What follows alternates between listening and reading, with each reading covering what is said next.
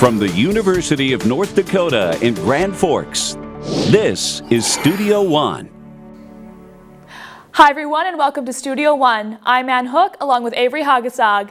Today on the show, holding a state beauty pageant title is a once-in-a-lifetime experience. We will talk to a woman who recently competed on the Miss America stage. Also, bridges often link communities. We'll tell you how two cities are facing a traffic slowdown because of funding. But first, a U.S. official says the Obama administration will cut off hundreds of millions of dollars of military aid to Egypt.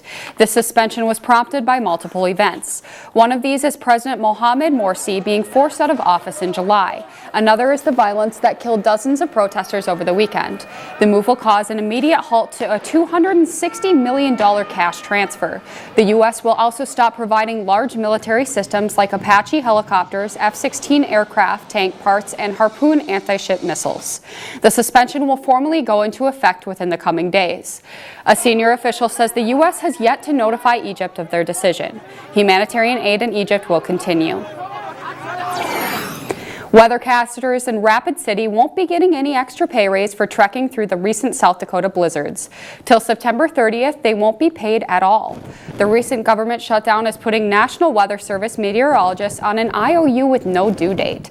They have been deemed essential during the shutdown, requiring them to be at work. A federal shutdown also puts maintenance on weather service equipment on hold. Despite the setbacks, forecasters are still showing up to work, some putting in overtime hours to update weather conditions. One meteorologist undertook a 1.5-hour mile hike in blizzard conditions. Less people are using traditional mail service to communicate. The result is more expense.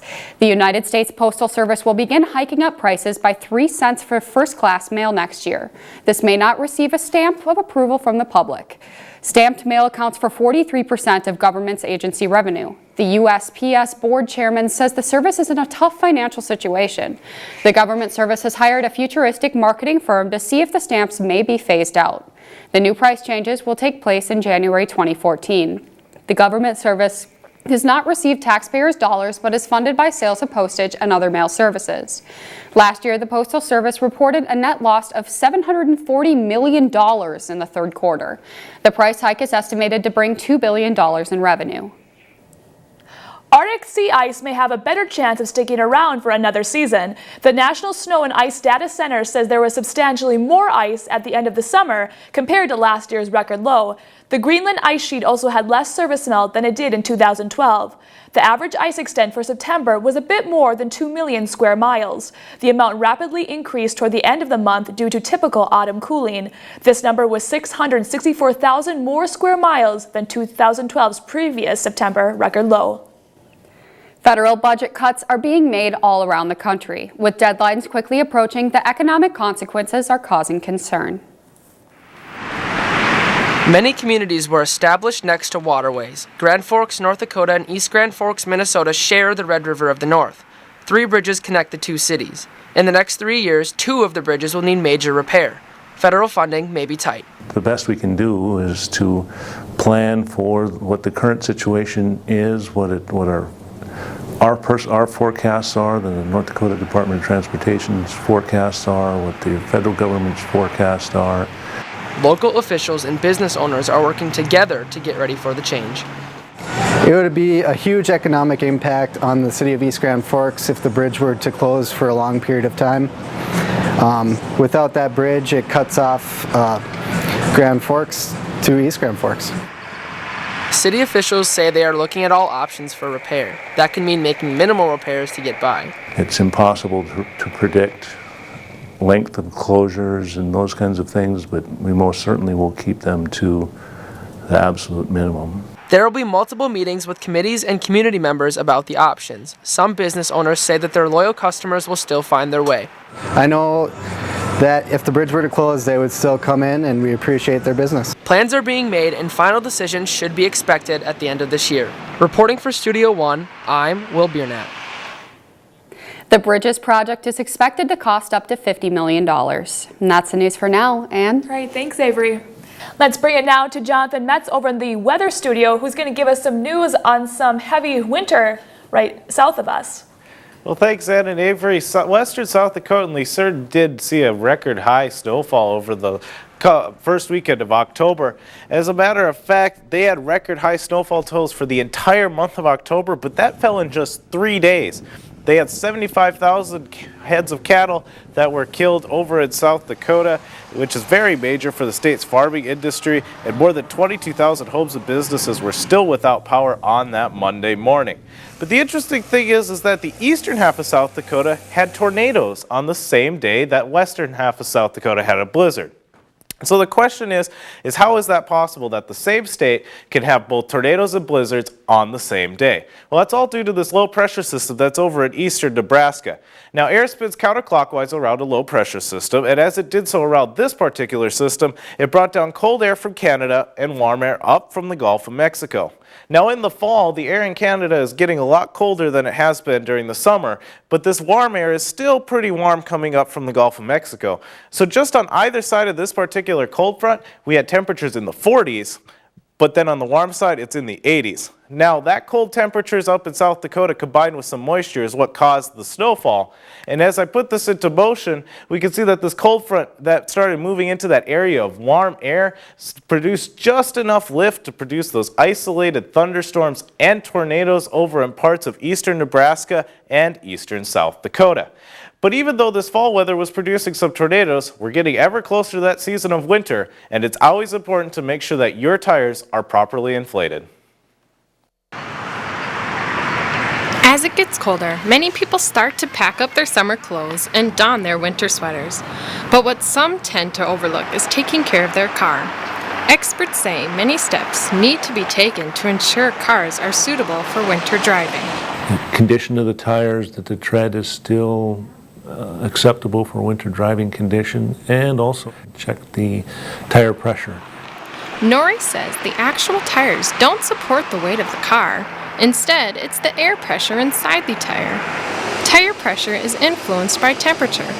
Cooler temps reduce the tire pressure, while higher temps increase it. A tire that is low or flat can, depending on the degree, can either grab harder than all the rest of the tires or not as hard and cause skids. With temps decreasing as winter approaches, it makes the fall season a critical time to check your tire pressure. The recommended pounds per square inch, or PSI, is listed in your vehicle's owner's manual. As you change into your winter fashion, remember to take care of your car as well. I'm Molly Offworth, reporting for Studio One. And as a matter of fact, one study suggests that cars that do not have properly inflated tires are 3 times more likely to be in an accident than those who do. That brings me to our weather question for the week. What is the term for the formation of a low pressure system? Is it A, phylogenesis, B, frontogenesis, C, cyclogenesis, or D, barogenesis? Ann and Avery will have that answer coming up for you at the end of the show. Right, thanks Johnathan for that update. Thank you. Let's bring it now to Avery Haugesag for today's sports story. Thanks, Ann. When people think about sports, they think about the glory that they will achieve on the field. Some people, however, would rather help others do their best. Another game draws to a close. Another cheer rings out from the Grand Forks Wolfpack here at the Fall Special Olympics. 2, 3, Wolfpack! Volunteer athletes such as Mikkel Fetch relish every one of these moments. Each day I come to practice, I leave just feeling revived. Like, you just get that sense of life. That sense hooked Mikkel since day one. My soccer coach of high school kind of got me into it, and she's like, you really should try it out, it's a lot of fun. So I did it the first summer and I absolutely loved it. So I've been coming back ever since. Mikkel is a partner. Partners play on the field as a part of a team of 5, 3 Special Olympian athletes and 2 partners. The partners help teams like the Wolfpack feel an even closer bond. I like the Wolfpack. It's a family. My family is my family. And it's an honor to have the 2 sisters. It's an honor to have her as my teammate. It's an honor. Along with the sense of community and family, partners keep the games lighthearted and fun for everyone. It's all about playing your best, cheering on your team, and smiling the entire time. A lot of them think it's really fun. It's cute because some of them get really nervous about it. everything's like, oh, I don't want to mess up, I don't want to do this, I don't want to do that, and you just are like, it's okay, like just have fun. While the athletes learn to have fun on the field, the partners take their lessons off the field. And it's really cool just to like see life from a different perspective because they live so differently than we do. And it's really neat to make a difference in their life too, I think. Between making a difference in their lives and ensuring some good times on the field, Mikkel helps bring the Wolfpack together. Tim Ullman reporting for Studio One. The Grand Forks Wolfpack ended up taking third at the Special Olympics this year. And that's the sports story for now. Ann? All right, thanks, Avery. It looks like you can inspire on the field. Many pageant participants use their platform to better their community. Next, we will hear how Miss North Dakota uses her crown to educate kids about energy conservation.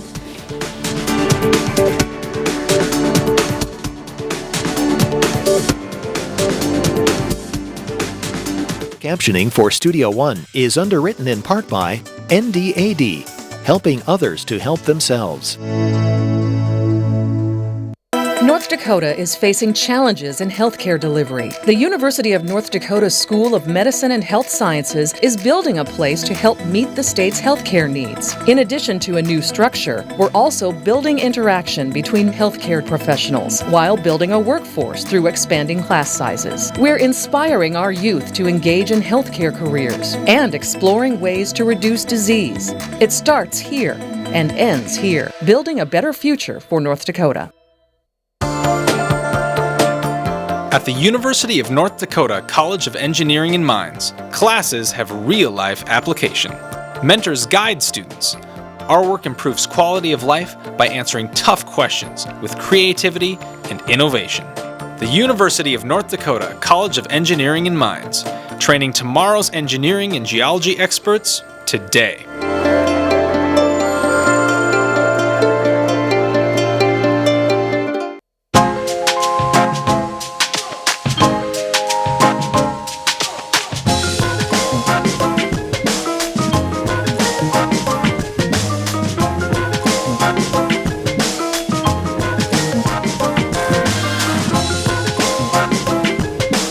The University of North Dakota College of Business and Public Administration, connecting vision to innovation.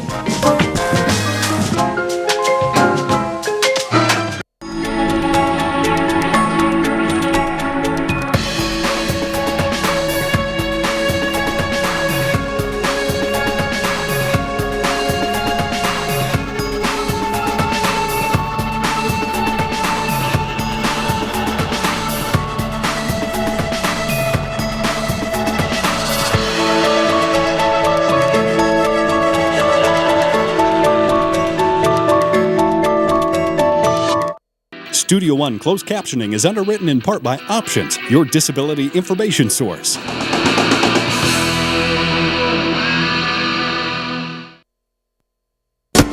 If you would like to attend a live show, go to our website at studio1.und.edu. Evening gowns, talent, and swimsuit are some of the categories for a pageant competition. Yet interviews and onstage questions prove they are not all glitz and glamour.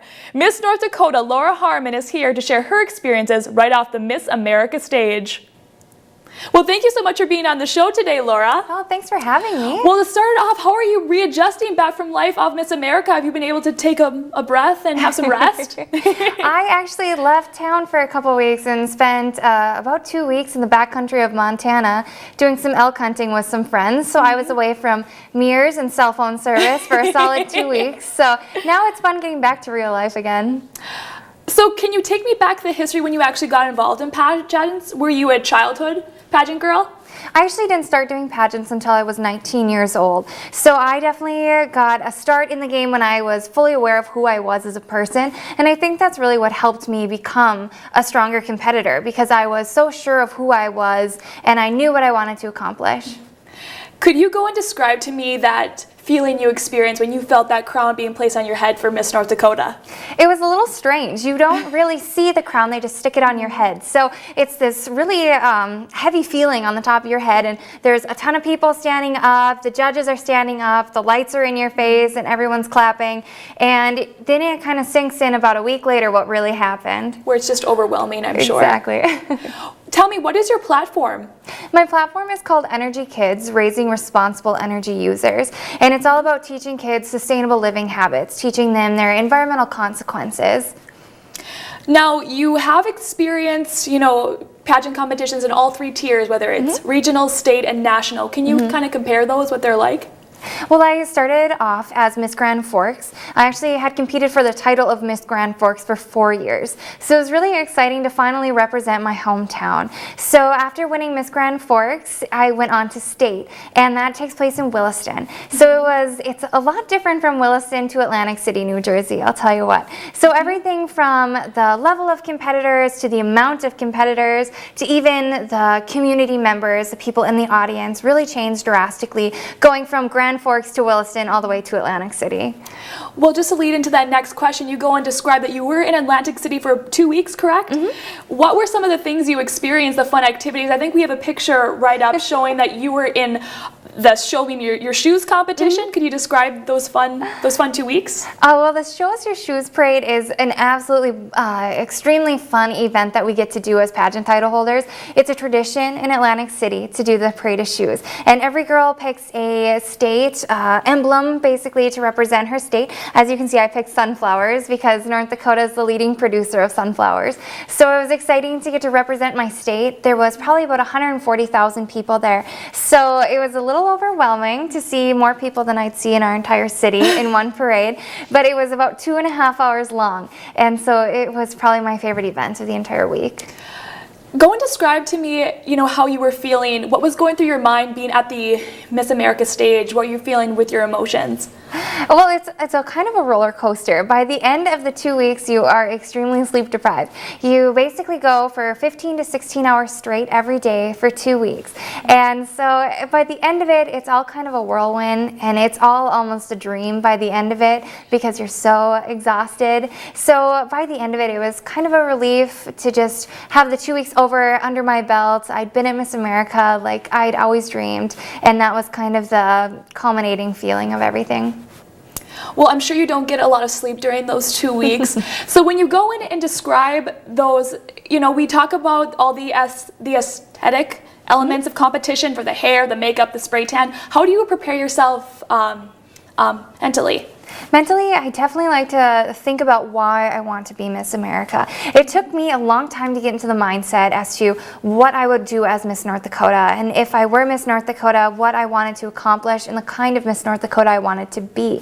So turning that around and going, what kind of Miss America would I be? Who do I want to be as Miss America? In 3 months was definitely a difficult mental process for me to do. So I think that I went there ready to be Miss America, and fortunately I get to come back and be Miss North Dakota, which I had dreamed of being for so many years.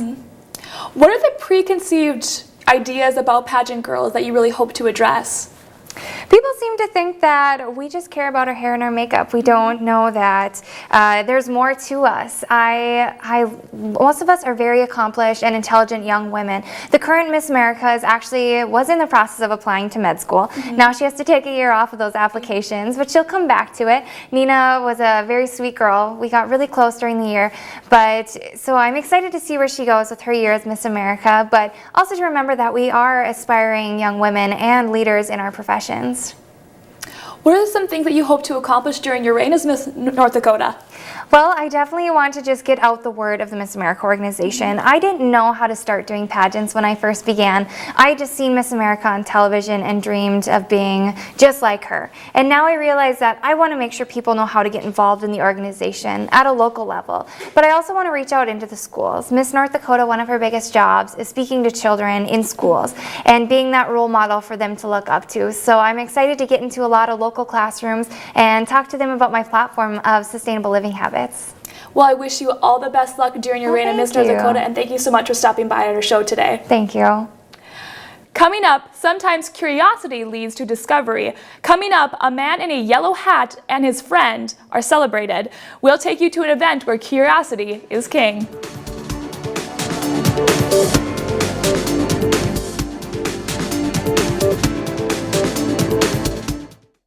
Studio One closed captioning is underwritten in part by Options, your disability information source.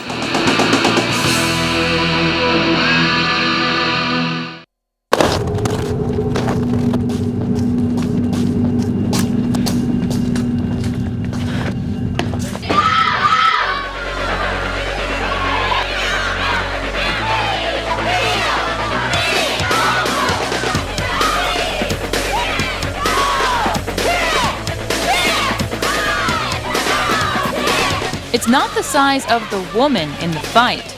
It's the size of the fight in the woman. Some consider graduation the end of the college experience. For others, it's just the beginning. And the university provided an environment where I could grow. And many years after I graduated, I'm still receiving dividends from my experience as a student at UND.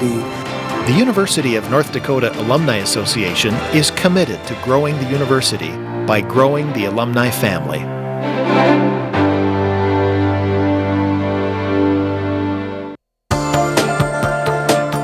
At the University of North Dakota College of Engineering and Mines, classes have real-life application. Mentors guide students. Our work improves quality of life by answering tough questions with creativity and innovation. The University of North Dakota College of Engineering and Mines, training tomorrow's engineering and geology experts today.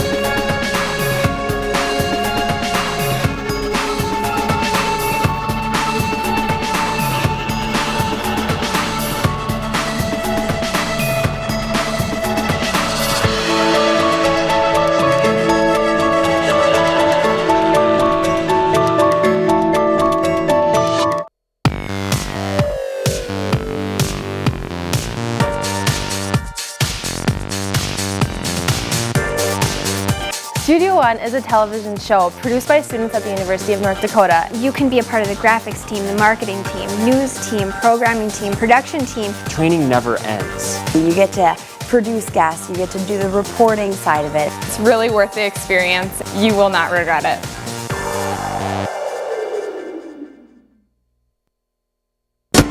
If you would like to attend a live show, go to our website at studio1.und.edu. One of William Shakespeare's most popular love stories centers around forbidden love. The classic story of Romeo and Juliet is retold once again in a new movie. The scriptwriter says this movie gives the modern audience a traditional romantic version of the story, but adds it to new and accessible. The story relives the same innocent hearts of both Romeo and Juliet and the forbidden desires. Juliet is part of the Capulet family, while Romeo is a Montague. These two families are forever sworn enemies. With the help of a friar, played by Paul Giamatti, the young love flourishes despite the family feud. And that's what I love about playing him in this movie, is you get to play the romance, you get to play the action, you get to play the drama, he gets to do everything. So he's a brilliant character to play. Sometime between 1591 and 1595, movie writer Julian Fellows says every generation deserves to discover this lasting love story. Romeo and Juliet opens in theaters October 11th. Fragrances can range from pleasant to too much of a good thing. A Brandon, Manitoba division recently banned perfume and cologne in their schools. The school board says they received multiple complaints about boys overusing perfume body spray. We want your thoughts on if a similar ban should be moved into the workplace.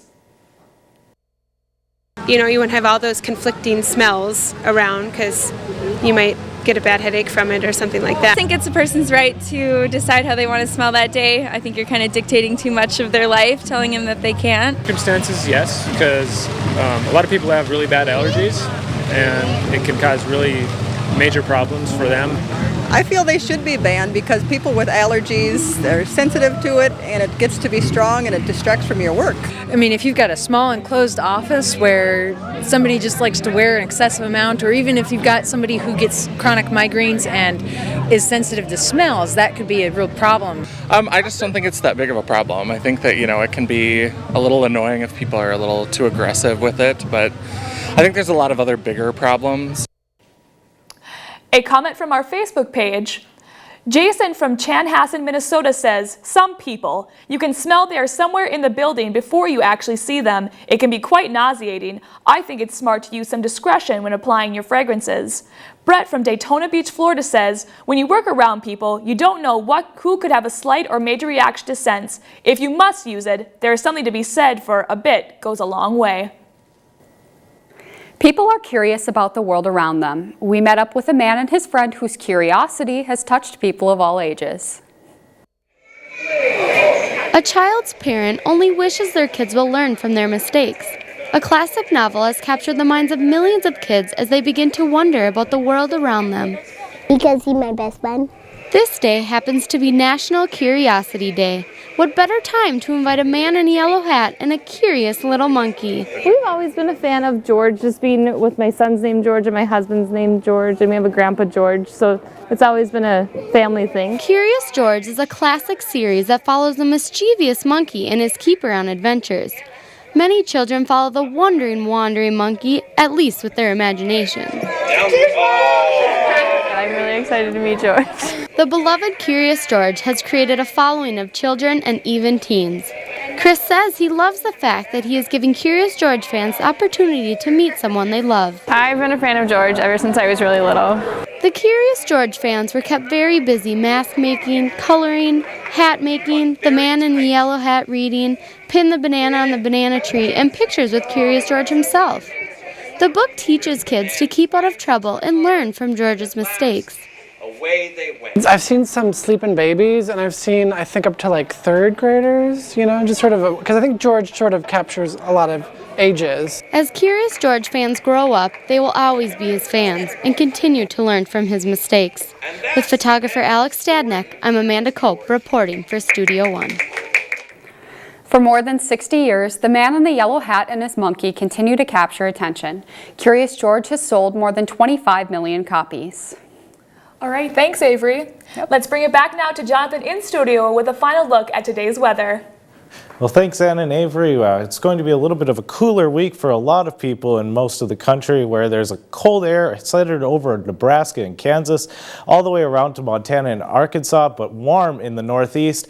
It will be wet, however, on the east coast, but dry conditions up in the Pacific Northwest. Our weather question, we asked you what is the term for the formation of a low pressure system. The answer is cyclogenesis. It comes from the Greek word cyclo, meaning circle, and genesis, meaning beginning. All right, thanks, Johnathan. And that's our show for today. As always, you can follow us through social media or get more information on our website. From all of us at Studio One, have a great week. See you next week.